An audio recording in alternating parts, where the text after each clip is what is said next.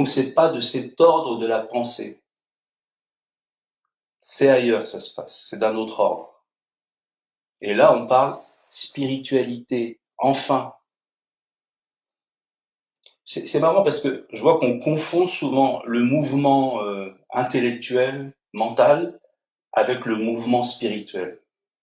Tout ça, c'est des choses en quelque sorte intérieures qu'on voit pas, mais sont très différents en fait. Quand je vous dis, par exemple, ouvrez l'esprit, c'est une invitation à un mouvement spirituel. C'est pas de l'ordre des idées. Si j'étais avec des intellectuels, ils penseraient, ah oui, on va ouvrir notre champ d'idées, notre champ de raisonnement. C'est ça qu'ils penseraient. Non, c'est pas ce que je suis en train de dire. C'est ouvrez l'esprit. Ça veut dire devenez plus conscient. Ouvrez, faites-le, ayez. Vous voyez, il y a un mouvement à faire, intérieur.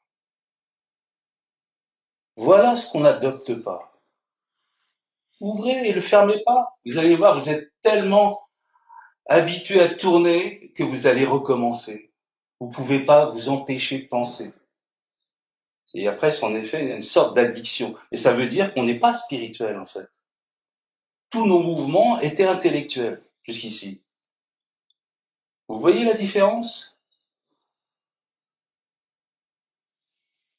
entre le mouvement mental et le mouvement spirituel? Il y en a une. Et chacun a leur place. Oui, on peut ouvrir l'esprit de façon intellectuelle pour comprendre autre chose. Mais c'est pas dans le même but.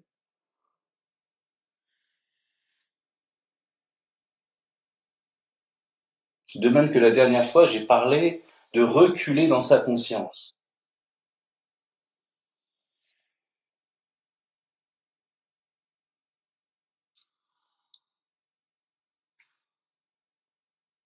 Parce que souvent, on est entre les deux. On est comme assis entre deux chaises. On ne regarde pas la situation pleinement. Si vous reculez dans votre conscience, hein, alors vous avez un champ total. Voilà. L'inconscient n'est plus derrière. C'est pour ça que je dis on est comme collé au mur du fond. Il n'y a plus de place pour l'inconscient. Tout est embrassé ici. Voilà ce que nous devrions vivre. Et si vous vivez ça maintenant, vous verrez que vos idées vous embêtent pas du tout, en fait. Parce que la conscience supplante le monde des idées. Naturellement, vous vous en fichez. Vous embrassez tout par la conscience. Ou la conscience embrasse tout. Ça marche automatiquement. C'est comme un éclairage. Si tout est éclairé, il n'y a plus de zone d'ombre. Il n'y a plus d'inconnu. Alors oui, vous pouvez penser si vous voulez, mais vous êtes très conscient de votre pensée. Elle n'est pas comme une intrus qui vient vous embêter, qui vient vous chercher, vous provoquer. Tenez-vous là, dans le mur du fond. Adossez-vous et vous verrez que vous êtes conscient naturellement, sans effort, sans besoin de maintenir quelque chose. C'est à partir de là qu'on peut arrêter la dualité. C'est pas la dualité qui peut s'arrêter elle-même. Entendez ça. D'ailleurs, vous l'auriez déjà réussi sinon. Vous avez fait des petits arrêts, et ça n'a pas rendu caduque ce système. Ça ne l'a pas désamorcé. Vous l'avez ralenti. Mais c'est pas suffisant pour se libérer. Faut voir qu'il n'y a rien, en fait. Faut déplier jusqu'à ce qu'il n'y ait plus de cercle, en quelque sorte. Que l'unité réapparaisse. L'unicité soit triomphante. Et là, c'est fini. Là, vous êtes comme un Bouddha.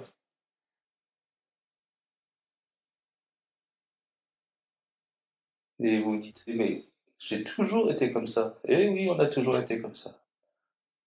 Et vous dites, j'ai rien atteint. Oui, vous n'atteignez rien. Votre nature a toujours été comme ça. Voilà. C'était une illusion. Mais tant qu'on y croit, tant qu'on la valide, Alors l'illusion nous entraîne. Il nous faut dessouler de cette illusion presque. Elle nous enivre à force de tourner. Tourne, tourne, tourne. Et cette formule, la vérité vous rendra libre. La vérité, c'est pas l'illusion, c'est la vérité vous rendra libre. Et où est-ce qu'on trouve la vérité? Dans le mur du fond. Par exemple, il y a d'autres façons de trouver la vérité. La vérité absolue. Ce qui est non né. Voilà, qui est constant, qui n'est pas du domaine du relatif. Tous nous l'avons, tous nous le sommes. C'est seulement une idée qui nous fait croire autre chose. C'est pour ça que la voix sans voix est possible. C'est qu'une idée.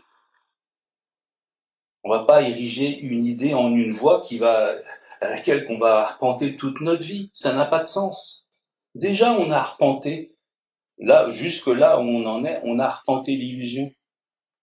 On va pas continuer. Arrêtez tout de suite.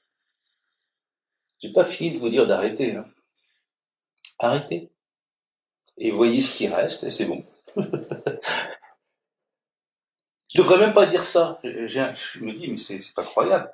Comment les gens qui sont aussi vrais que moi, je dois leur dire c'est quoi la vérité? Ça n'a pas de sens. Je me sens ridicule des fois. Ça n'a pas de sens. J'ai honte.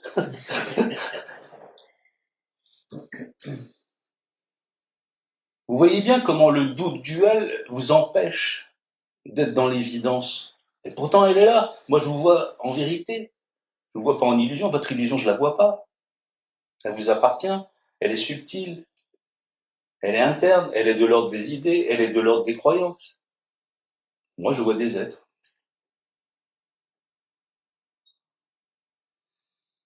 Vous voyez votre être. Vous êtes le mieux placé pour le voir.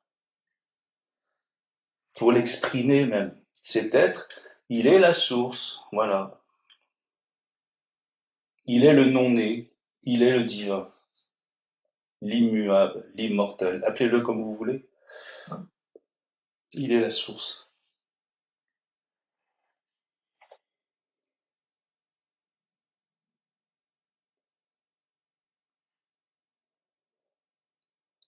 Il nous faut accepter d'aller dans le mur du fond, d'ouvrir sa conscience. Vous voyez, vous perdez rien, logiquement. Qui veut pas être conscient? Celui qui a des soucis, qui veut pas voir les problèmes. Bon, si vous êtes là, je pense que c'est pas pour ça. Soyez simplement conscient, pleinement conscient. Et ne laissez pas cette conscience être voilée par les idées. Non, c'est votre richesse, en fait, votre conscience. Tout part de cette conscience. Toute votre créativité part de cette conscience. Tout le bonheur part de cette conscience. On n'a pas idée comment elle est vraiment la source. C'est exactement comme au cinéma, le projecteur. Toutes les images du film partent de la lumière. Toutes. Et ces images projetées ne sont que de la lumière. Alors, allez dans le projecteur.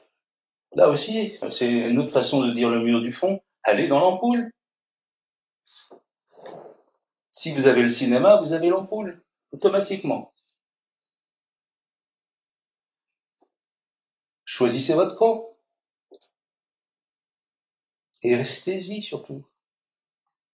Vous voyez que tout ce temps passé dans le reflet, ben, ça sert à rien. Vous avez rien de toute façon. Regardez, il reste rien. Que des idées. Depuis le début, on n'a rien. Rien, même notre corps ne nous appartient pas.